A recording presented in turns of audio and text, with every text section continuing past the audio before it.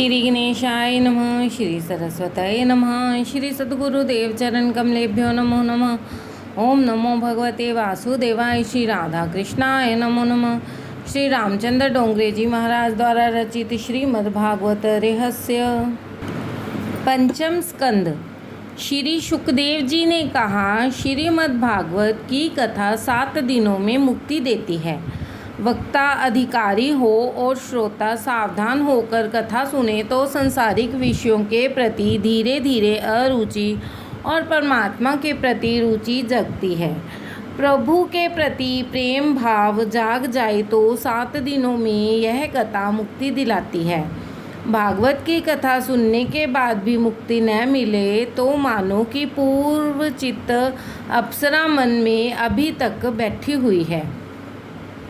पूर्व चित्ती अप्सरा। एक पूर्व चित्त अप्सरा की कथा सुनिए। पूर्व जन्म में जिनका उपभोग किया था उन विषयों की वासना अब भी चित्त में निहित रहती है। वही इस पूर्व चित्ती अप्सरा का स्वरूप है। जीव और ईश्वर के मिलन में वासना बाधा रूप है। मनुष्य को चाहिए कि वह सुख दुख भोग कर प्रारब्ध का नाश तो करे, किंतु नया प्रारब्ध उत्पन्न न करे।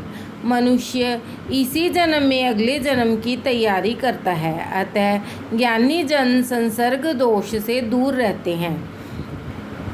परमहंस ऋषभदेव जी ज्ञानी हैं। परमहंस भरत जी भगवत जन हैं। ज्ञानी पुरुषों को लगता है कि सांसारिक प्रवृत्तियाँ ज्ञान निष्ठा और भक्ति में बाधक हैं।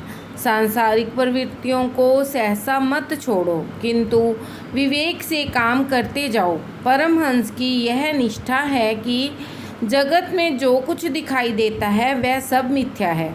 जगत को मिथ्या मानने से वैराग्य उत्पन्न होता है। संसार को सत्य मानने से मोह उत्पन्न होता है। जगत में जो दिखाई देता है वह सब मिथ्या है, किंतु इन सब को देखने वाली आत्मा सुख रूप है।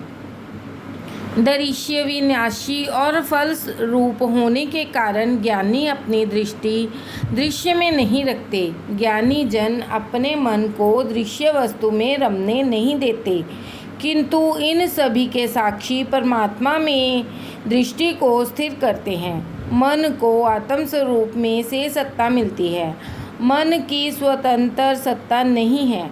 आत्मा की अनुज्ञा मिलने पर ही मन पाप करता है। आत्मा मन का दृष्टा है और साक्षी है। मन को पाप करने की अनुमति कभी मत दो। ऋषभदेव मन को दृश्य में कभी जाने नहीं देते थे और मन को ईश्वर में स्थिर रखते थे कि जिसमें मन प्रभु में मिल जाए और सुख दुख का स्पर्श न हो। निद्रा में मन निर्विषय बन जाता है। निद्रावस्था में मन जिस प्रकार होता है वैसा ही जागृत अवस्था में भी रहे तो समझ लो कि मुक्ति ही है। सभी विषयों में से मन को हटाना होगा। दृश्य में से हटकर मन दृष्टा में मिल जाता है। मन का ईश्वर में लय होने पर मुक्ति मिलती है। ज्ञानी पुरुषों के लिए संसार बाधक नहीं। ज्ञानी पुरुष स्वेच्छा से नहीं अपितु अनिच्छा से प्रारब्ध के कारण जीते रहते हैं। भगवान के भक्त परमहंस ज्ञानी प्रारब्ध के कारण ही जीते हैं। ये दोनों निष्ठाएं वैसे तो एक ही हैं, फिर भी भिन्न भिन्न हैं, मार्ग भिन्न है। ज्ञानी जगत को असत्य मानते हैं तो भगवत जन जगत को सत्य मानते हैं। ज्ञानी और भगवत भक्त परमहंस के लक्ष्य तो एक ही हैं, किंतु साधन भिन्न भिन्न हैं। ज्ञानी परमहंस जगत को मिथ्या रूप अनुभव करते हैं। भागवत परमहंस जगत को वासुदेव स्वरूप समझते हैं। भागवत परमहंस मानते हैं सुदेवः सर्वमिति। भागवत परमहंस कहते हैं कि जगत मिथ्या नहीं किंतु सत्य है और वासुदेवमय है। शंकर स्वामी ने जगत को मिथ्या माना है। इन दोनों निष्ठाओं में शाब्दिक भेद है, तत्वतः नहीं। जगत असत्य और सभी का दृष्टा ईश्वर सत्य है, ऐसा ज्ञानी मानते हैं। वैष्णव भागवत मानते हैं कि जगत ब्रह्म का ही स्वरूप है। वेदांती का विवर्तवाद और वैष्णवों का परिणामवाद। ज्ञानियों का विवर्तवाद है, दूध से दही बनता है किंतु दही दूध नहीं है। भागवत कहते हैं कि ईश्वर में से जगत का जो परिणाम जन्म हुआ है वह दूध दही की भांति नहीं किंतु सुवर्ण के बने आभूषण की भांति हुआ है। सुवर्ण का टुकड़ा स्वर्ण ही था और आभूषण बनने के पश्चात भी वह स्वर्ण ही रहा। स्वर्ण के टुकड़े स्वर्ण में और आभूषण के स्वर्ण में कोई भेद नहीं होता। जगत ब्रह्म का ही परिणाम है, अतः सत्य है। सूत जी सावधान करते हैं। शंकराचार्य जी कहते हैं कि नाम रूप मिथ्या है और अन्य सभी कुछ सत्य है। मिट्टी सत्य है, घड़ा नहीं। इसी प्रकार जगत सत्य नहीं। वैष्णव कहते हैं कि ब्रह्म रूप जगत सत्य है।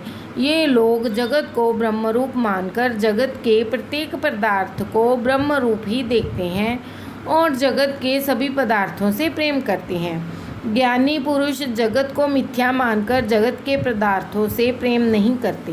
वे केवल ईश्वर से प्रेम करते हैं और विकार वासना को नष्ट करते हैं। वे कहते हैं कि शरीर विष्ठा मूत्र से भरा हुआ है और इस आधार से वे देह का मोह छोड़कर परमात्मा में लीन होते हैं। किंतु वैष्णवों के लिए तो सारा जगत ब्रह्म रूप है। सिया राम मैं सब जग जानी, करऊं प्रणाम जोरी जुग पानी। ज्ञानी की दृष्टि नारी की ओर जाएगी तो वह समझ लेगा यह तो हड्डी मांस की पुतली है और जो मल मूत्र से भरी हुई है, इससे क्या लेना देना। और ऐसा सोचता हुआ वह ज्ञानी उस स्त्री की ओर दृष्टि फेर लेगा। यदि वैष्णव किसी नारी को देखेगा तो मानेगा कि यह साक्षात लक्ष्मी है। ज्ञानी परमहंसों का मार्ग साधारण गृहस्थ के लिए कुछ कठिन ही है। वैष्णवों का मार्ग हम जैसों के लिए सरल है। जगत को ब्रह्म रूप समझना सरल है। जो दृष्टिगोचर हो रहा है उसे मिथ्या मानना कठिन कार्य है। माना कि स्त्री सुंदर है किंतु ज्ञानी कहेगा कि वह तो विष्ठा मूत्र से भरी हुई पुतली है, अतः उनमें से मन हटा लो। सौंदर्य कल्पना में है। ज्ञानी स्त्री की उपेक्षा करेगा। कभी नारी देखने में आएगी तो ज्ञानी उपेक्षा की दृष्टि से देखेगा, तिरस्कार से देखेगा। किंतु यदि वैष्णव किसी नारी को देखेगा तो उसे वह लक्ष्मी देवी समझेगा और ऐसा मानकर निर्विकार होकर उसे वह बंधन करेगा। वैष्णव नारी के प्रति सम्मान और सद्भाव की दृष्टि से देखेगा। किसी भी वस्तु के प्रति तिरस्कार से देखने की अपेक्षा प्रत्येक को भगवत भाव से निर्विकार होकर वंदन करना अधिक अच्छा है।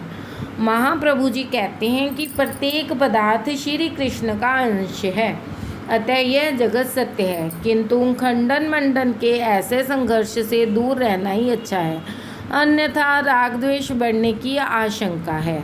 ज्ञानी परमहंस ज्ञान से उपदेश देता है तो भागवत परमहंस क्रिया से उपदेश देता है। जड़ भरत की भांति उसकी प्रत्येक क्रिया उपदेश रूप होती है। ऋषभदेव आदर्श ज्ञानी परमहंस हैं तो भरत जी आदर्श भागवत परमहंस। सभी कुछ का त्याग करके ऋषभदेव पागल जैसे होकर जगत में भ्रमण करते हैं। सभी में ईश्वर का भाव रखकर भरत जी सबकी सेवा करते हैं। मैं सेवक सचराचर रूप स्वामी भगवंत। ऋषभदेव जी को देहाध्यास ही नहीं है, वे आदर्श ज्ञानी परमहंस हैं। पहले इन्हीं की कथा आएगी। ऋषभावतार ज्ञान का आदर्श स्थापित करने के लिए है। पंचम स्कंद भागवत का ब्राह्मण अर्थात भाष्य रूप और व्याख्या रूप है। द्वितीय स्कंद में गुरु ने साधन दिया और उसके बाद ज्ञान दिया। ज्ञान को जीवन में कैसे उतारा जाए यह तृतीय और चतुर्थ स्कंद के सर्ग विसर्ग लीला में बताया गया है। अब प्रश्न यह है कि ज्ञान को किस रीति से स्थायी करें। ज्ञान को स्थिर करने की स्थायी करने की रीति पंचम स्कंद की स्थिति लीला में बताई गई है। स्थिति अर्थात प्रभु की विजय।